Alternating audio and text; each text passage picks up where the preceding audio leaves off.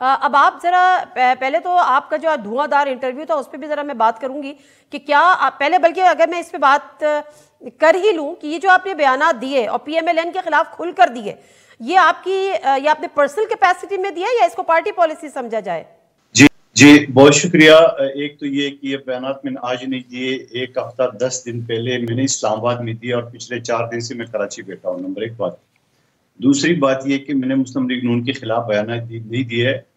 ایک سوال مجھ سے کہا گیا کہ مریم نواز صاحبہ کہہ رہی تھی کہ میں حکومت کا حصہ نہیں ہوں، تو میں نے جواب میں یہ کہا کہ مریم نواز صاحبہ جس پارٹی کی چیف آرگنائزر ہے اسی پارٹی کا سربراہ پاکستان کا وزیر اعظم ہے اور ان کی چچا ہے، یہ ایک بات۔ دوسرا سوال میں نے یہ کہہ گیا کہ جس طرح عمران خان صاحب کو گرفتار کرنے کے لیے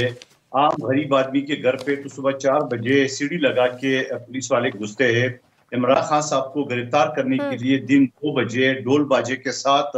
میڈیا کے ساتھ وہ جس طرح وہاں گئے ایس پی اور پھر وہاں پہ اس کو پورا گھر میں عمران خان صاحب نہیں ملے، اور یہ تماشا کوئی 24 گھنٹے 2 دن چلتا رہا، تب تک پختونخوا، بلوچستان، سندھ، پنجاب سے لوگ وہاں پہ جمع ہو گئے۔ تو میں نے یہ سوال کیے کہ آئی جی ناکام ہے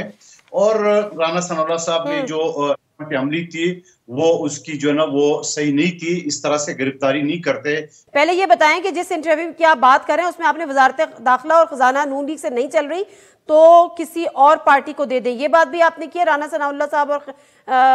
اسحاق ڈار صاحب کے علاوہ حوالے سے؟ بالکل میں نے یہی بات کی، میں نے آپ کو مثال دے کے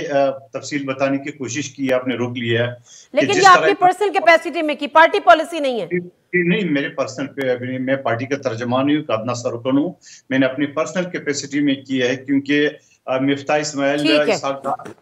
ڈار مفتاح اسماعیل کے اوپر دونوں ایک دوسرے کے اوپر الزام لگا رہے ہیں، تو آخر اگر الزام لگا رہے ہیں تو پھر اس کا مطلب یہ ہے کہ وہ بہتر طریقے سے نہیں چلا سکتے ہیں۔ اسی طرح وزیر داخلہ ٹھیک ہے آپ نے، میں یہی جاننا چاہ رہی تھی کہ پرسنل کیپیسٹی تھی پارٹی پالیسی تھی۔